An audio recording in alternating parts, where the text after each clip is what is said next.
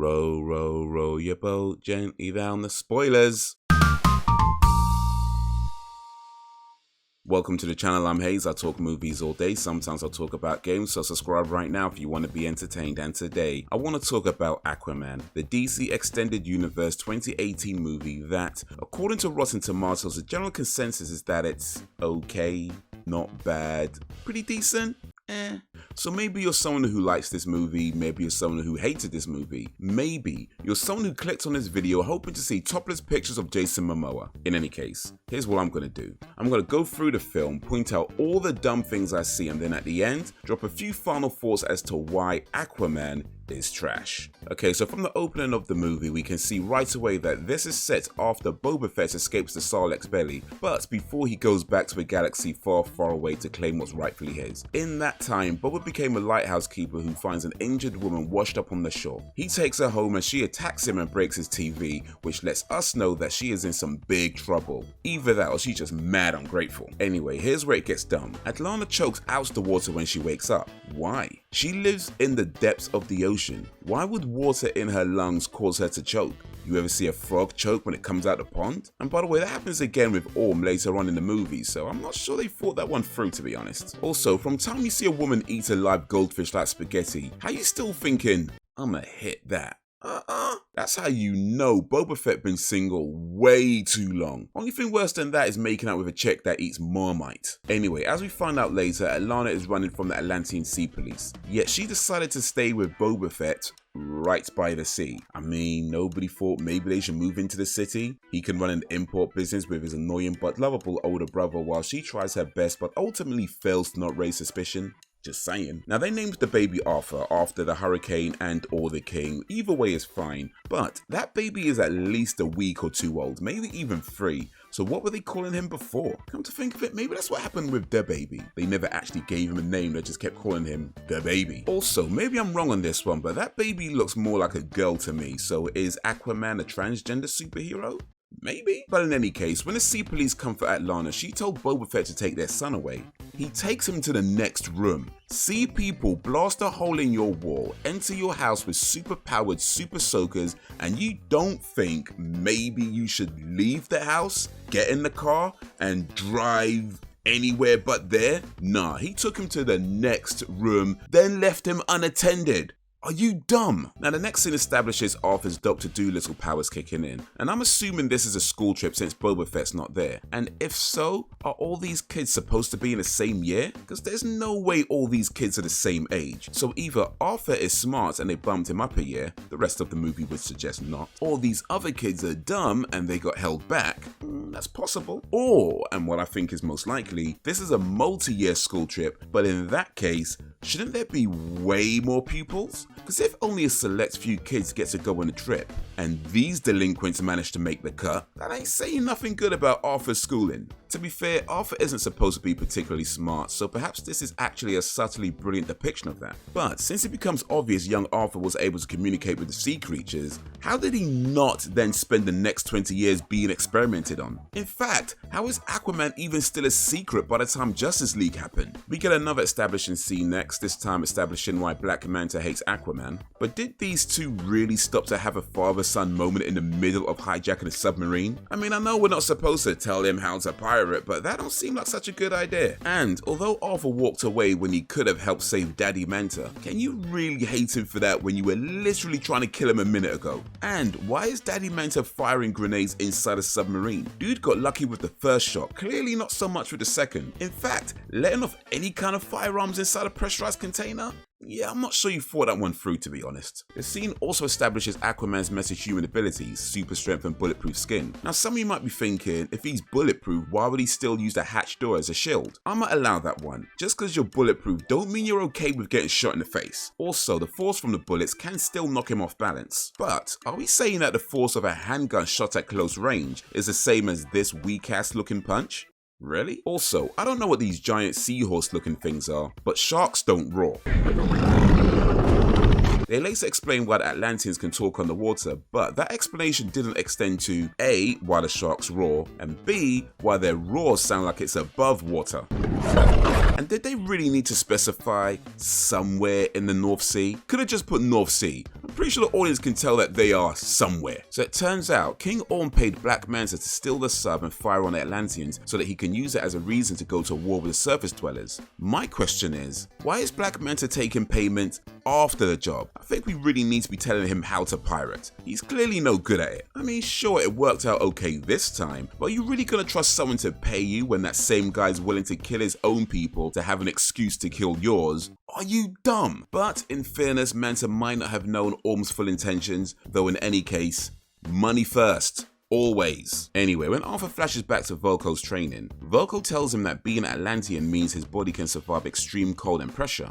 First of all, I'm personally uncomfortable with any movie where Willem Dafoe doesn't turn out to be the bad guy, but I'll leave that for now. If Atlanteans can survive extreme cold, why aren't they all just going around naked? We get plenty of topless Momoa scenes, but not a single boob shot? I mean, I'm not saying it should be in the movie, I'm just saying, it would make sense. Also, how did Arthur learn to swim but didn't know he could talk underwater? Because at some point your head is going under, you're going to realize that you don't struggle to breathe, so it just seems like something he could have figured out himself by now. Or I don't know, maybe he took swimming lessons from Sheldon Cooper. Speaking of swimming, MERA said they have that pocket of air as an extra line of precaution because only highborns can breathe both air and water. But apparently all lowborns need to do is put on some water goggles, and that extra layer of precaution really don't mean much. Also, how did the lowborn Red Samurai police know that Arthur was there but not know MERA was there, when it was MERA that used her own diplomatic clearance to get in and parked her car right outside? Arthur is about to fight King Orm for the throne. This is pretty much the same thing Black Panther did. Two relatives that don't know each other, live completely different lives, fight to the death for kingship. And in both cases, the fight ends inconclusive with an unscheduled rematch later in the movie. Also, both antagonists' anger stem from a missing parent. Both antagonists hold resentment to the protagonist over the missing parent. Both feature a hidden part of the world with advanced technology. Both feature an outsider that obtains some of their technology. And after the fight at the end,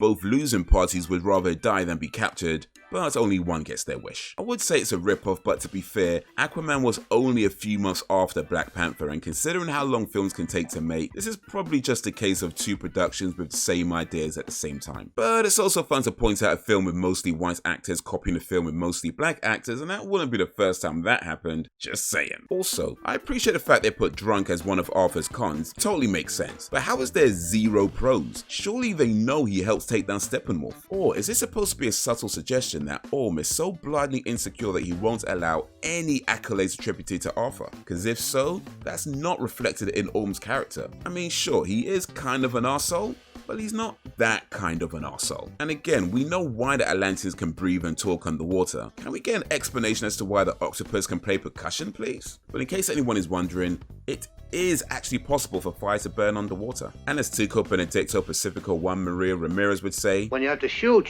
don't talk. MERA has never been that high up before, but has zero hesitation jumping out of a flying airplane. I know they got strong bodies, but they're not impervious to pain. But as it turns out, jumping out of a plane into hot sand doesn't hurt them at all. Well, Arthur grunts a little bit, but MERA?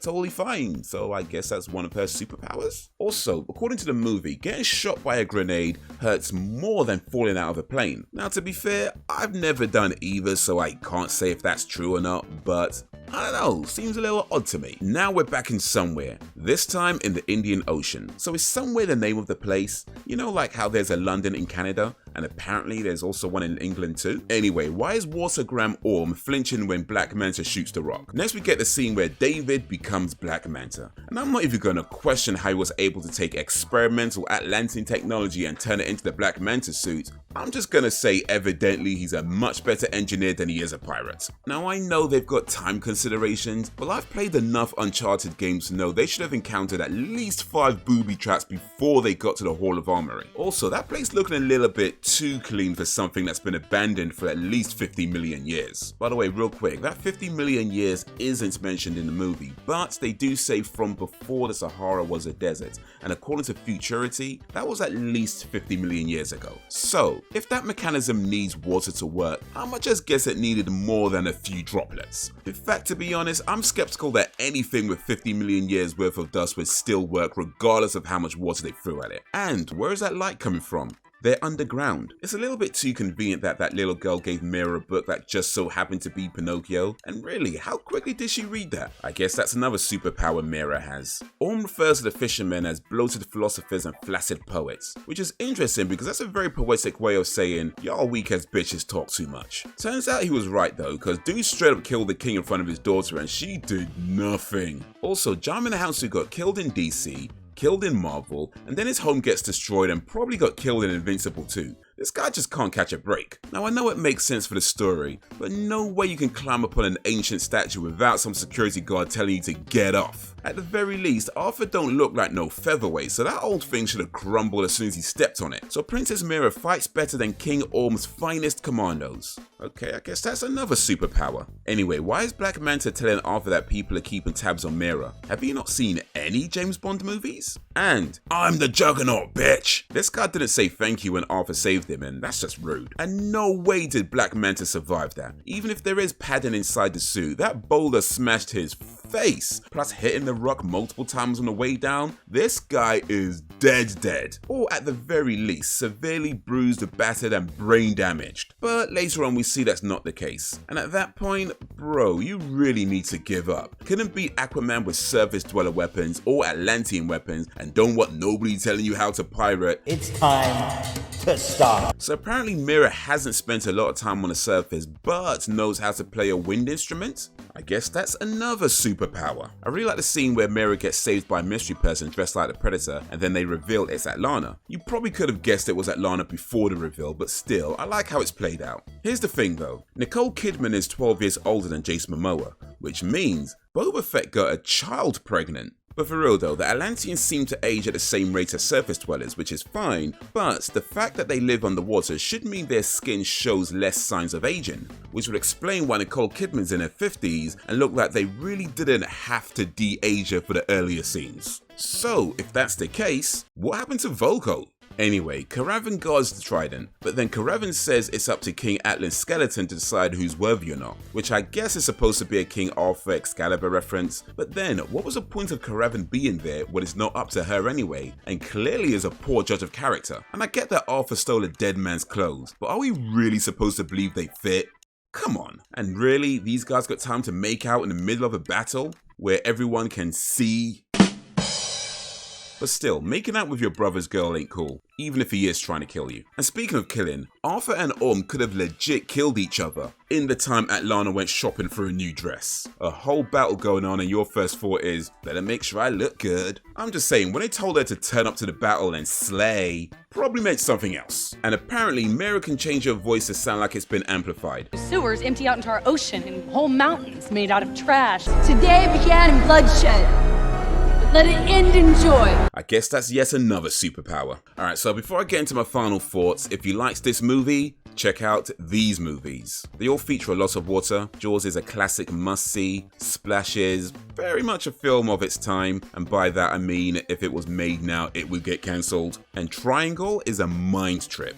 By the way, I made a reference to one of these movies earlier in the video. Let me know in the comments if you know which one. So here's the thing. It's not really fair to call this movie trash, but I do think it's not as good as it should have been. I mean, with all that went wrong with Justice League and all that went right with Wonder Woman and all the lessons learned, plus you're dealing with a character where you have a lot of room to get creative and try some crazy things, this movie should have been a masterpiece. But in the end, it really just plays it safe. The hero is never in any real danger. At no point does it feel like he could actually fail. Closest was towards the end when he was surrounded by the trench, but well, they dealt with that pretty easily too. So the story of Aquaman tries to frame Arthur as somewhat of a reluctant king, the guy who doesn't want to lead but is the right person to lead. They do a similar thing in Justice League with Wonder Woman, so it kind of makes sense to do it here too. The problem is that we really don't get any good reasons to why Arthur should be king. MERA really takes the lead with everything. In fact, MERA was pretty much Mary sued throughout the movie. The only thing Arthur did was learn Roman history. The only reason given as to why he should be king is that he's the firstborn son of Queen Atlana. But he's also the firstborn son of the first guy she shagged after crawling out the ocean. And it's never made clear why MERA and Volko care so much about one rule, but not so much about all the other Atlantean rules. And in the end, there's not much that separates Arthur and Orm, except Orm is the bad guy because he wants war with the surface dwellers, and Arthur is the good guy because he's the lead in the movie. MERA and Volko want to remove Orm from powers to avoid war with the surface. By the way, they didn't seem to care too much about avoiding war with other sea kingdoms, but okay, whatever. But then neither of them offer any alternate solution to the pollution problem. Matter of fact, Aquaman contributed to the pollution problem, so really, Is this your game? this movie doesn't know who its hero is, and by the end, we don't either. We learned more about Aquaman from Justice League,